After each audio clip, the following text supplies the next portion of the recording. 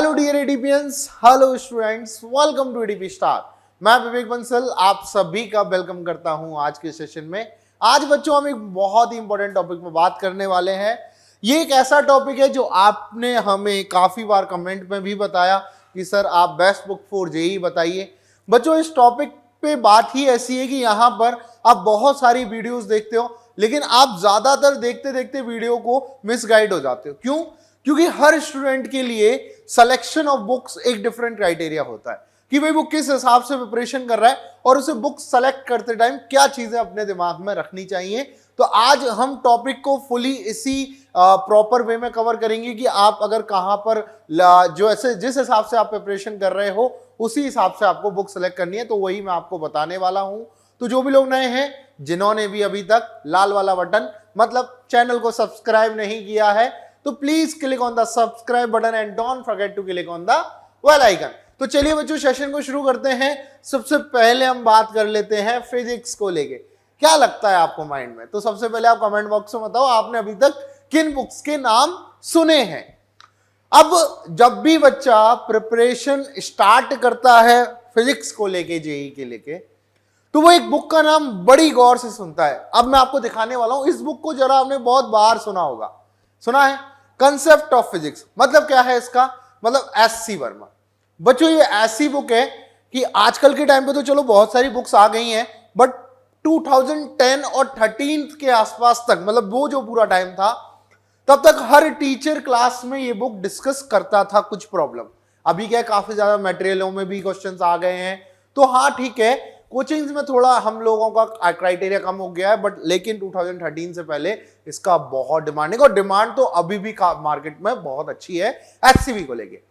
HCB 11th की अलग होती है, 12th की अलग होती है। अब इसमें क्या है बच्चों, आपको इसमें जो प्रॉब्लम्स मिलेगी ना वो बहुत ही सुपरफिशियल मिलेंगी और बहुत अच्छी प्रॉब्लम्स मिलेंगी, जो कह सकते हैं कि कंसेप्ट ही है। हर प्रॉब्लम इसका कुछ ना कुछ आपको सिखा के जाएगी।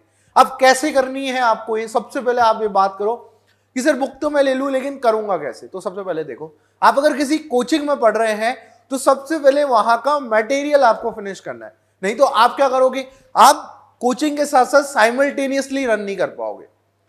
और यहां पर एक बात मैं कहूंगा, क्योंकि बच्चा क्या करता है, बहुत सारी बुक्स लाके रख लेता है बट करता नहीं है। तो हमें कम करना है लेकिन अच्छे से करना है। मतलब ये वाली कहानी सुनी होगी आपने कि कम करो लेकिन अच्छा करो। तो आप बात समझो कि आप एक ही बुक पकड़ो। अगर आपने एससीबी पकड़ रखी है तो मेंस तक तो आपको कोई दिक्कत ही नहीं। एडवांस में भी काफी चीजें आपको यहां से सिमिलर मैच करेंगी। तो सबसे पहले आपको एनसीईआरटी के साथ साथ कोचिंग का मटेरियल, देन कोई एक बुक पकड़ो, एक पर्टिकुलर मतलब सिलेक्शन ऑफ क्राइटेरिया, क्योंकि मैकेनिक्स के लिए मैंने ये ले ली और वो कंप्लीट कर रहा हूं, फिर मैंने इलेक्ट्रोस्टैट्स के लिए दूसरी ले ली। तो वहां पर आपको उस हिसाब से समझना होगा। मैं आगे जैसे भी बातें करूंगा वो यही अकॉर्डिंग में करने वाला हूं। तो एससीबी करने का मोटो समझ गए आप कि भाई आपको क्या करना है। सबसे पहले अगर आप कोचिंग में पढ़ रहे हो तो वहां का मटेरियल और अपनी एनसीईआरटी करने के बाद कंसेप्ट ऑफ फिजिक्स पे आने। क्योंकि क्या होता है, बच्चा कई बार 11 12 में पढ़ते पढ़ते क्या होता है कि वो बोर्ड्स पे ध्यान नहीं दे पाता। अब सबसे पहले अगर वो एनसीईआरटी करेगा तो उसके बेसिक कंसेप्ट भी क्लियर होंगे। कोचिंग का मटेरियल करेगा मतलब वो एक अच्छे लेवल पे कर भी रहा है, और देन वो एससीबी कर रहा है, कोई बुक कर रहा है। बुक क्यों जरूरी है? क्योंकि आप बार बार कोचिंग का मटेरियल नहीं करोगे तो एक एक्स्ट्रा प्रैक्टिस के लिए आपके पास एक बुक होनी चाहिए। सेकंड बच्चों में इसमें बात करूंगा, अपने पास इरोडो। आपका सब कुछ कंप्लीट हो गया है, आपने कोचिंग मटेरियल कर लिया, एससीबी कर ली, एनसीईआरटी कर ली, और फिर आप संडेज को जब रिवीजन कर रहे हो तो आपको एक अच्छी प्रॉब्लम्स की अगर डिमांड है तो आपको बच्चों ये बुक, बहुत ही एक पतली सी बुक आती है, इतनी मोटी, और आपको ये इरोडो सॉल्व करनी है। पर हाँ ध्यान रखें कि इसकी सॉल्यूशन बुक आती है तो वो साथ में ना ले, पहले ट्राई करें सॉल्व करने का, देन बाद में आप खरीद सकते हैं। एक थर्ड बुक में बात करूंगा, आशीष अरोरा सर की है, फिजिक्स फॉर जेईई एडवांस। काफी अच्छी बुक है, मार्केट में भी मिल जाएगी आपको फिजिक्स गैलेक्सी के नाम से, और यहां पर होगा फिजिक्स फॉर जेईई एडवांस। ठीक है बच्चों, तो ये बात करी हमने फिजिक्स को लेके। अब जो बच्चे जेईई नीट की प्रिपरेशन कर रहे हैं, 24 के लिए प्रिपरेशन करना चाहते हैं, उन सभी के लिए बच्चों एटीपी स्टार का ATP talent search exam ATSC launch हो रहा है। एक संडे को हो चुका है, बाकी अभी नेक्स्ट टू नेक्स्ट संडे ये होने वाला है। तो जरूर से जरूर इसको फिल करें। डिस्क्रिप्शन में लिंक गिवन है और सारी डिटेल्स जो है वो मैं आपके साथ शेयर कर देता हूं। बच्चों यहां पर टेस्ट डिटेल क्या है, देखो ये क्या होता है, आपको कॉम्पिटिटिव एनवायरनमेंट देता है कि यार आप देखो तो सही, आप जब स्टार्ट करो तो आप किस लेवल पे अपने को स्टैंड करते हो ऑल ओवर द इंडिया। तो यहाँ पर बच्चों ये 10 to 11 मूविंग स्टूडेंट्स के लिए एग्जाम का ड्यूरेशन 1 आवर है। जो नेक्स्ट एग्जाम है वो 13 मार्च को होने वाला है, रिजल्ट 14 मार्च को आएगा और 10 to 9 PM तक आप इसको दे सकते हो, ठीक है। और ज्यादा कॉन्टेक्ट डिटेल के लिए आप नीचे गूगल फॉर्म फिल कर सकते हो या डायरेक्टली परचेज कर सकते हो और फिर वहां पर दिए गए नंबर पे भी कॉल कर सकते हो, ठीक है बच्चों। ये इसके क्राइटेरिया है स्कॉलरशिप्स के, ओके। अब बात करेंगे केमिस्ट्री को लेके। सर केमिस्ट्री में बुक बता दो। केमिस्ट्री में देखो, केमिस्ट्री के 3 डिवीजन होते हैं, ये बात आपको पता है कि भाई फिजिकल केमिस्ट्री, इनऑर्गेनिक केमिस्ट्री और ऑर्गेनिक केमिस्ट्री। सबसे पहले मैं बात करूंगा कि एनसीईआरटी में अगर हम बात करें केमिस्ट्री में, तो देखो चाहे आप नीट का एग्जाम ले लो, चाहे आप जेई का एग्जाम ले लो, दोनों के लिए एनसीईआरटी सफिशिएंट है। थ्योरी वाइज काफी अच्छे से सफिशिएंट है। अगर आप एनसीईआरटी अच्छे से पढ़ के जाते हो तो 60 से 70%, मतलब अगर मैं कहूं तो 70 से 80% पोर्शन आप एग्जाम में आराम से फोड़ सकते हो अगर आपने पूरा एक बुक जो एनसीईआरटी का आपके पास है वो अच्छे से पढ़ा हुआ है, जो मैंने आपको बताया। और मैं उसका भी दे दूंगा, एनसीईआरटी को कैसे पढ़ते हैं मैंने लास्ट वीडियो बना रखा है, तो उसका लिंक भी मैं आपको डिस्क्रिप्शन में दे दूंगा, ठीक है बात। तो यहां तक आपको बात समझ आई। अब बात करते हैं कि भाई एनसीईआरटी पढ़ ली, कोचिंग मटेरियल लगा लिया, एक प्रैक्टिस बुक आपको मैं सजेस्ट करता हूं कि आप ये ले सकते हो, ठीक है। सिंपल सी बात करते हैं। सबसे पहले मैं बात करता हूं ऑर्गेनिक केमिस्ट्री की। आप ये बच्चों एटीपी स्टार के founder and CEO Vineet Khatri sir की बुक है, बहुत अच्छी बुक है। इसका जो लिंक है वो मैं नीचे डिस्क्रिप्शन में दे दूंगा, ठीक है। पूरी वीडियो जो हम आपको एक सजेस्ट कर रहे हैं, एज अ भाई की तरह सजेस्ट कर रहा हूं कि यार ये आप सबसे पहले आप अपना एक बेस जो है वो एनसीईआरटी से तैयार करो, फिर कोचिंग मटेरियल करो, देन आप प्रैक्टिस के लिए कोई एक बुक पकड़ो, ठीक है। और अगर मैं बात करूं इनऑर्गेनिक केमिस्ट्री के लिए तो जीआरबी पब्लिकेशन की आती है, कपिल कुमार बदवा, काफी अच्छी बुक है इनऑर्गेनिक की। और एक और बुक मैंने इनऑर्गेनिक की सिलेक्ट करी है, यहां पर है, मैं ले रहा हूं बीके जायसवाल। बीके जायसवाल कोटा के एक टीचर है, काफी अच्छे जाने माने टीचर है, उन्हीं की बच्चों ये बुक है, ठीक है। बात समझ गए आप। अब बात कर लेते हैं बच्चों हम फिजिकल केमिस्ट्री को लेके। तो केमिस्ट्री फिजिकल में बच्चों आप मुझे सजेस्ट करो कि कौन सी बुक मैंने यहां पर लिखी होगी, कमेंट में बताओ। देखो आप बहुत जाने माने होगा और जो नए स्टार्ट कर रहे हैं उनको अभी पता लग जाएगा। पी बहादुर को हम काफी अच्छे से सिलेक्ट करते हैं जब हम फिजिकल केमिस्ट्री की बात करते हैं, तो इसको भी आप परचेज कर सकते हो, लेकिन तभी जब आप एक क्राइटेरिया बनाओ फिक्स कि यार मुझे ये करना है, तब आप परचेज करो। देन बच्चों हमने फिजिकल केमिस्ट्री की एक और बुक ली है एनए सर की, नरेंद्र अवस्थी सर की, इनको प्यार से सोडियम बोलते हैं। और बच्चों यहाँ पर ये कोटा के ही एक टीचर है काफी अच्छे से, और इनको काफी जाना माने टीचर हैं, और इनकी बुक बच्चों हमारे टाइम भी चलती थी और आपके टाइम भी काफी अच्छे से यहाँ पर आपको मिलेगी। क्लियर है। अब आगे देखो, आगे हम बात कर लेते हैं हमारे सब्जेक्ट मैथ्स की कि सर मैथ्स में कौन सी बुक लेनी है।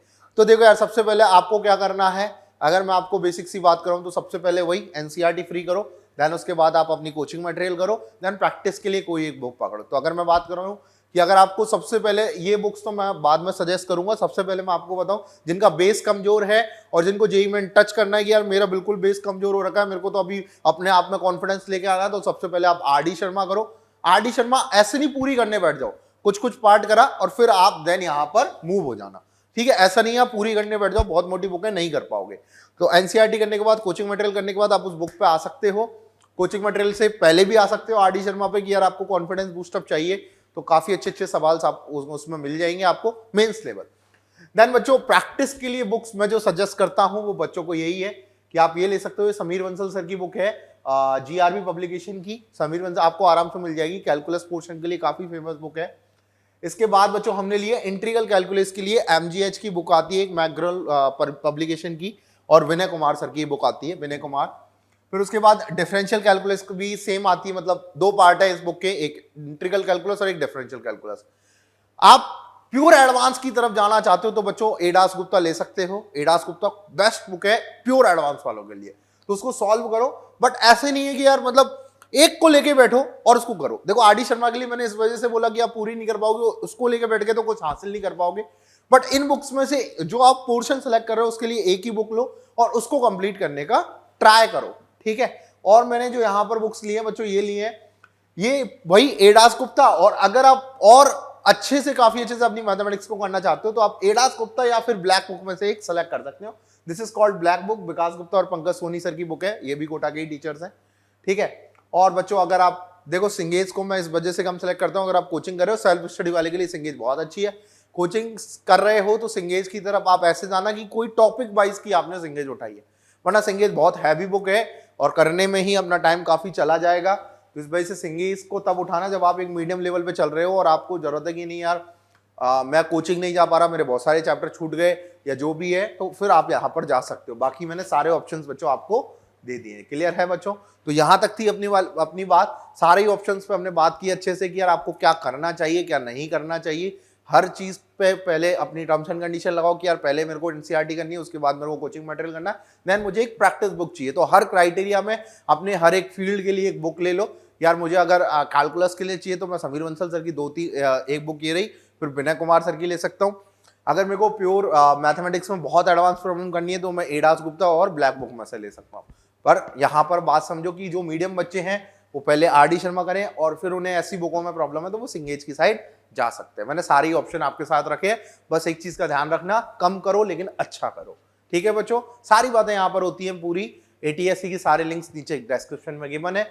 और भी वीडियोस जो आपको चाहिए जेईई नीट 2024 के लिए या जेईई नीट के लिए वो मुझे डिस्क्रिप्शन में बता सकते हैं। हम पूरा ट्राई कर रहे हैं आप लोगों के सजेशंस को फुलफिल करने का। मिलेंगे बच्चों अपकमिंग सेशंस में। अलविदा, थैंक यू।